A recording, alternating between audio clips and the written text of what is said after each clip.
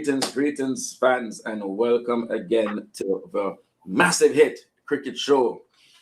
For our pre-review of yesterday or last night's play, the second day of the second test match between West Indies and New Zealand. New Zealand, after being bowled out for 278, obviously, what's the name of this guy that couldn't bat? Samir, remind me. The bowler, Tickner. Blair Tickner was unable to bat. So Tickner's injured. Tickner, right. So 278 for 9 declared. Wicketkeeper Hay on debut, he scored 6-1. He would have surprised the West Indies a little bit because they would not have seen him play. And Devon Conway got 60. Anderson Phillip picked up 3 wickets for 70 runs. West Indies trailed by 41 runs. They were 32 for 2 at the end. After getting I would say a positive start, John Campbell looking very positive before leaving a straight one. And then the night watchman, obviously, he was also dismissed. As always, resident analyst Malik is here with me to break down day 2 of the second test match. Malik, top of the morning to you. Good morning, Roger. Good morning, the fans. What a day of cricket again. I think West Indies fought back.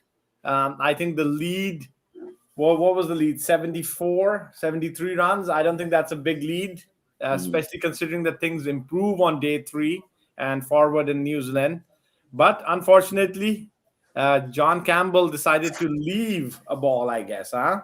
If he doesn't leave that ball, I think West Indies is in good shape. But now West Indies is 32 for 2. The night watchman also gone. Kevin Hodge forced to come in and play a few deliveries. Hopefully that gives him a little bit confidence this morning when play resumes in a few hours. And I think, listen, even though New Zealand is in the lead, I think West Indies is in the game still. You still got the big bats to come. I think, King needs to stand up today along with Hodge. And obviously, we always know that Hope is going to do well. Greaves, off that Duffy, we're expecting a repeat. Maybe he can score a few runs again. And then, obviously, the big question mark is going to be Captain Chase. Can he score some runs finally and help West Indies set a good target to challenge New Zealand? Chase definitely needs to score some runs, Samir. Like we said earlier, a very positive start. John Campbell looked good, played a couple of spanking pull shots, looked very, very positive. At the end there, obviously wanting to survive to get to day 3, so the West Indies could have had all 10 wickets in hand. And left alone a straight one.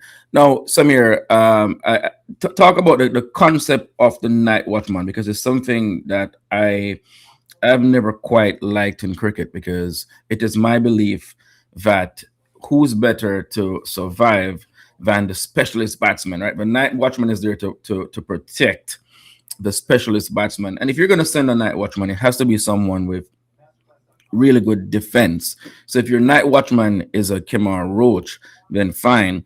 I understand if Brandon King did not want to bat, but the person I would have sent out to bat early, I'm not necessarily calling him a night watchman, but if you don't want to send Brandon King, then I think Brandon King was already batting.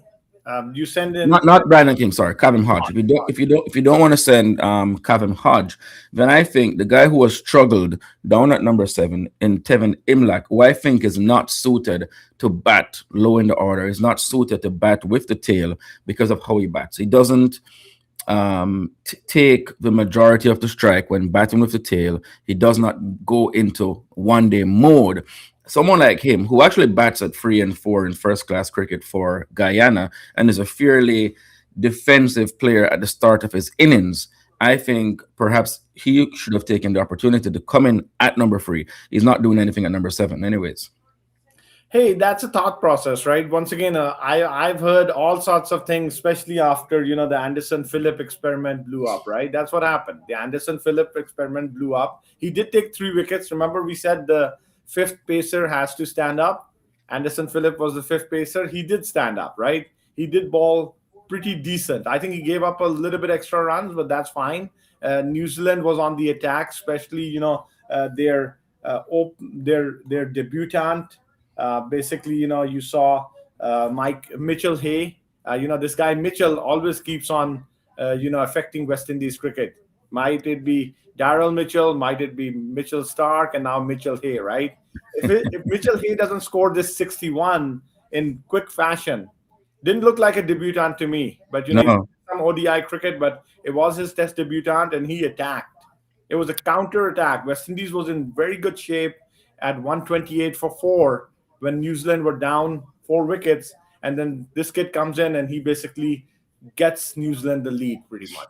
he was Now, very positive, yeah, very Samir. I positive, mean, very positive. New Zealand were missing Tom Blundell, and I thought this guy Hay would have been somewhat of a weak link, right? Yeah, but he And wasn't. he wasn't. He came in. He was very positive. The Westerners would not have seen too much of him, and as a result, I don't think they would have necessarily Roger, had too many plans. remember the preview show? What did I say? The players who will come in instead of the injured New Zealand players, those might give them trouble. So West Indies got troubled by Ray and Tickner in the first innings. Mm. Then when the batting came, Mitchell Hay troubles them. Once again, players that they haven't seen, right? So is West Indies having a problem adjusting to new players? They're basically are able to make a game plan for the players that they've known, but the players that they don't know, they don't have a game plan for them.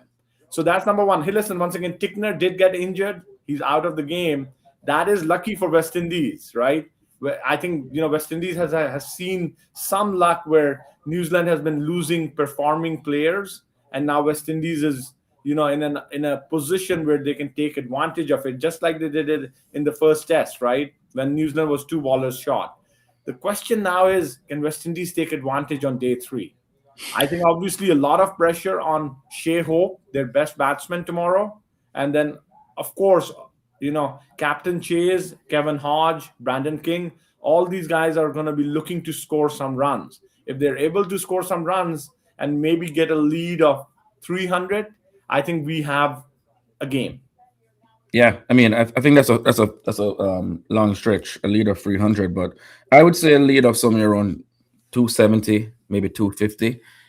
Then the Westerners could potentially challenge in the last innings if Remember, the pitch Roger, deteriorates. remember, Roger, till now, what we've seen over the years in New Zealand is that day three, four, and five, it gets easier for batting.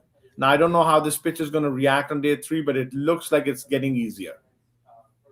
Yeah, yeah, but I mean, I just can't see the Westerners scoring 370. I don't know. I mean, it's possible. I mean, they did Roger, I, score I, I think I think the 450. confidence is there. Remember Greaves, who in the fourth innings of the first Test match, did a fantastic job. We're not expecting him to score a double again, but if he can score a good 50, 60, 70 odd, I think there's a good chance we get up to 300. All right. Morning to everyone in the live stream. Go ahead and hit that like button. Vante Williams, yes. 300 runs would be ideal for the West Indies. I just don't know if they're going to get there. I can see this team scoring 300, 320, but I don't want to give them a lead of 250. Roger, that leave from Campbell, I think is the question mark right now, right? I Yeah. think you could have gotten to 300 the way they started. Hey, listen, Yeah. everybody's talking about Campbell and how he's batting, where I think the flow is there now all of a sudden, right? In the first inning, Mhm. he had a certain flow. Obviously, he gave it away after lunch. Today, once again, he had a certain flow, and he left a ball, which once again, it was a ball that swung in Mhm. significantly, right? So I'm not gonna blame Campbell for it because once again, it was a fantastic ball. 9 out of 10 times you leave the ball, it goes over the stumps. This time, it just knocked the stumps off. But King, I'm telling you, I'm looking at King and I'm seeing signs of what King is doing, especially in the first innings and now yesterday again. At the end of the day, those three boundaries from King once again give me a lot of confidence. I think Mhm. King is the player to watch. If King can get some runs, Greaves can get some runs. We know Shea Hope is going to try to get some runs always as usual. And then if Chase gets some runs, that 300 is not far away. And Chase surely needs some runs. Oh, He has, absolutely, he needs some runs. he's the We've been captain very is critical. We've been very critical of Chase over the last 12 to 13 innings. I think this is the time where Chase needs to step up. Maybe he just needs to understand that he doesn't need to take the pressure. And what he needs to do is maybe he needs to turn his white ball cap on, right? He just needs to play like he plays in white ball cricket. Maybe he'll get some runs that way instead of defending. Chase has to be under a lot of pressure, and it must be a difficult thing for him in a dressing room to demand excellence from his players, knowing that he himself is not performing. That has to be a very, very difficult spot to be in, knowing that as captain, he is going to come under the microscope, and perhaps in the next, at the end of this series, or at least at the end of the next test series, um, the coach and management is going to have to take a call if he continues to perform like this, whether or not he continues as captain. That has to be a very difficult position to be in for Ross and Chase. Absolutely. You're 100% right, Roger. But that's why what I'm saying is maybe, if he has 3 innings left, he has 1 innings left in this test and he has 2 innings left in the next test. Maybe the white ball way of playing cricket for Chase might be the way to go. Play some shots. Once again, I haven't seen Chase play any shots. Even that 29 in the first innings, he wasn't really playing his shots. He was very, very hesitant and he was just trying to drive, but he wasn't really playing his shots. So maybe there is a possibility, especially with New Zealand down another pacer now. Remember, New Zealand is short of resources. Maybe this is his opportunity. Yeah. Morning, Hugh. Big up to the Massive Hit Cricket Show. Top notch analysis from the resident analyst. So big up there for Malik from Hugh. Respect, Hugh. Appreciate it. All right. So let's get into the earlier in the day now, Samir. Kemar Roach. What we saw from Kemar Roach in terms of his bowling was nothing short of brilliant. I mean, he was there on target all day, beating the bat a number of times. The wily old veteran at 37 years young, I think he is now just what 7 wickets short of 300. How good was he? Very good, and he was assisted with the wind. Remember, he changed ends. Before the start of play, the commentators did say that, hey, listen, the wind direction has changed on day 2. So they made Kemar Roach change his ends, and guess what? It worked. But I'm a little bit concerned because my question mark, even though Roach balled very well, he got 2 wickets. My concern was, wouldn't the wind have helped Seals even more? So, once again, Seals with his pace, I think maybe West Indies did miss a trick yesterday morning. Yes, you Kamar Roach, because his pace is a lot lower compared to Seals, you want him to Mm. ball with the wind. But, at the same point, I think, Seals balling with the wind would have helped even more. Now, if you look at, how West Indies was set up till that mark where, Devon Conway gets out at 117 for 3, and it becomes 117 for 4. And Mitchell Hay walks in, right? I think West Indies was in control. And remember, we kept saying if West Indies keeps taking wickets, I think you'll be right there. But that whole strategy with Mitchell Hay went out the door as soon as he started smacking, and then Seals got hit by Mitchell Hay and also Daryl Mitchell. Both of them basically were hitting Seals out of the park. And I think that is where the game turned a little bit.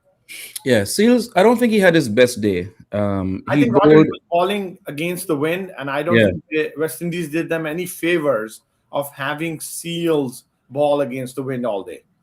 yeah, and yes, he did bowl some good deliveries in patches, but normally Jaden Seals is known to be very, very consistent. Jaden Seals is easily one of the best fast bowlers in the world Yes, he is. right now. He's a tremendous, But Roger, tremendous performer. Roger, that's why what I was saying was when you saw the direction of the wind change, right?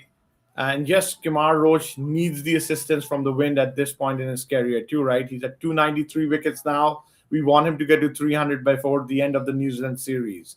Um, I still believe that I think West Indies should have gone with Seals, given him the assistance because the pace would have been there. And I think Mhm. pace troubled New Zealand all day, just like pace troubled West Indies all day. Remember, it was not easy batting. I think what Shea Hope did yesterday on day 1, what Mitchell Hay did, what Conway did, these were impressive knocks. Yes, there weren't a lot of runs, 50, 60 runs each, but these were impressive knocks by these guys. You mentioned pace. Let's talk a little bit about OJ Shields and the West Indies doing something that we've seen New Zealand do over the years, where they used Neil Wagner in these conditions when the pitch settled down, when the ball wasn't swinging as much, when there wasn't a lot happening for the bowlers. We've also seen England apply this short ball ploy where Ben Stokes is sort of given the job as the enforcer. Mhm. Last time the West Indies used OJ Shields as the enforcer to just run in and just bowl short deliveries. He was bowling short um, for maybe 3 to 4 overs at roughly around 140. How did he go? The New Zealand batsman, especially Glenn Phillips, he gave Glenn Phillips a torrid time last night, Samir. Yes. No, no, I think they did the right thing. This was the way to go. You have to use pace, especially remember we spoke about this, that if you're choosing five pacers on this pitch, you Mm, better use them, right? And I think West Indies did use them. They used them right. I once again, that extra batsman is still a question mark for me. Now that you're trailing by 41 runs and you have 8 wickets in hand, how big would have that extra batsman been, right? That's one question. Obviously, hey, listen, the five pacers, hopefully they can use them at the end of the game in the fourth innings, put New Zealand under pressure. You've seen how to put New Zealand under pressure. You have to ball, great lengths and then also some, short balls along the way. And that's what West Indies has done. So bowling has never been an issue for West Indies, especially in 2025. I think the mm. problem has always been the batting side of the equation, right? So remember, we saw the Australia series, the bowlers competed. India, obviously, it was a different story. And then New Zealand, the first test, you've seen that West Indies has competed. The question is going to be, is the batting going to stand up on day three? Can the West Indies win this test match? Um, yes, absolutely. But it's once again, it's going to depend on day three.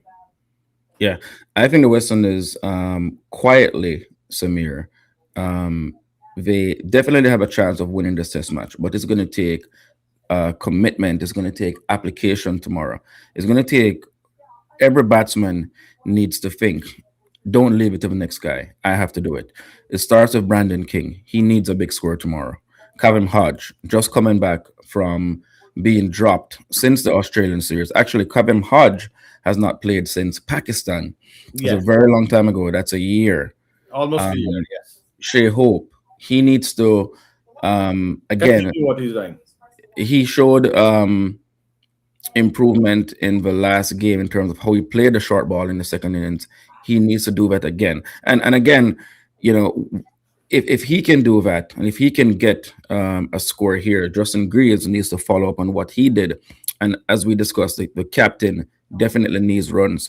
If the West Indies can get a score over 300 and have something to defend in high twos, maybe 270, 280, and the bowling attack can be disciplined, they can stick to a plan, I think the West Indies will definitely have a chance to win this test match. Roger, so the pitch will get easier. I think the pitch will get easier. Okay. The question mark for me right now is that difference between that 270 lead and 300 lead. New Zealand is playing that extra batsman. Okay. That is where I think, 270 much becomes much easier to chase. 300 plus is a psychological mark that obviously always every team looks at. So if Mhm. we can get to 300, I think definitely West Indies has a chance. I think if we're at 270, I think New Zealand is going to be very confident on chasing it down. Yeah. All right. Well, we'll see. So, from a West Indian perspective, they need to bat, bat, bat, and bat all day. New Zealand, of course, will look to do the opposite. They will want to get the West Indies out as quickly as possible. The West Indies do have the advantage, Samir, of Blair Tickner, who is not able to bowl, and of course, I mean, a very fit, obviously, but must be a very tired Jacob Duffy. He's bowled Yes. so many overs over the last week. He bowled almost 70 overs in the first test. He's already bowled almost 30 overs in this test. I mean, this guy, I mean, 100 overs in what? roughly around 7 or 8 days. That's a lot of overs. Roger, but Um, he's a very fit guy. He only mm, balled 5 overs yesterday, got a wicket already. mm, I think they're gonna use him in short bursts. The way New Zealand is gonna set this up, I think you're gonna see a lot of Glenn Phillips tomorrow. That is where the advantage goes. That is where I'm expecting Shea Hope and Roston Chase to really take advantage of Glenn Phillips. They didn't do that in the first innings. mm. Glenn Phillips balled 7 overs for 19 runs, and he was able to get Amlak, right? That's what he was able to get, a quickie to get him bowled. I think between Shea and Hope, we are expecting that they take full advantage of that fourth bowler. Okay. Maybe Rachin Ravindra is going to ball a few overs. Maybe he didn't ball in the first innings, but he might do, right? If he balls a couple of overs, I'm ready to take on Rachin Ravindra and Glenn Phillips. I want them to try to smack the ball out of the ground as many times as possible. These aren't big grounds. It's a decent sized ground, but these aren't big grounds, right? You can take advantage of this. So you try to take advantage of that and let New Zealand know that they are not going to let the fourth and the fifth bowler dominate West Indies. If they do that, I think that's where the victory is. By the way, before we end, that delivery from Anderson Phillip to get rid of Kane Williamson. Yeah, absolutely. Hey, listen, That was an absolute beauty. not only that delivery, the Kemar Roach delivery to get Latham. Okay, Yeah. both those deliveries were fantastic. Once again, that's what I'm saying. That New Zealand isn't New Zealand thinking, hey, listen, the only way to get Latham and Williamson out is on exceptional deliveries. Can West Indies repeat those exceptional deliveries in the fourth innings? Is going to be the question mark. That was quite a ripper. All Yep, right. quite a ripper. But remember, hey, listen, Williamson was looking very good when Phillips got him out. Yeah. Top of the off, right? Top of the off. That delivery angled in, pitched on middle, moved away, hit Yeah. off. Kane Williamson had both toes pointing down the pitch. Yeah, hey, listen, and you got to remember, he was playing very well. 37 Yeah. of 45 balls at that point. Mhm. Once again, the same thing happened to Campbell at the end of the day, right? So is that gonna continue on day three? Is going to be the question. Whoever can get the runs on the board, and I am pretty sure Shea Hope and Chase are going to get the runs on the board. I'm for the first time in probably 10 months, I'm very hopeful that Chase is going to score some runs for West Indies that matter. Yeah. The captain needs it. All right. So West Indies hopefully to get a good lead tomorrow. If they do, then they might have a chance in the fourth innings. Although we do know that the pitchers in New Zealand are known to settle down just a bit. But let's see. All right, guys, you've been watching the day 2 review. As always, like, share, subscribe. www.massivehitcricket is where you can grab your merch. Follow us on socials at Massive Hit Cricket on Facebook, on X, and on Instagram. Thanks for being here with us this morning. And as always, stay Massive. massive.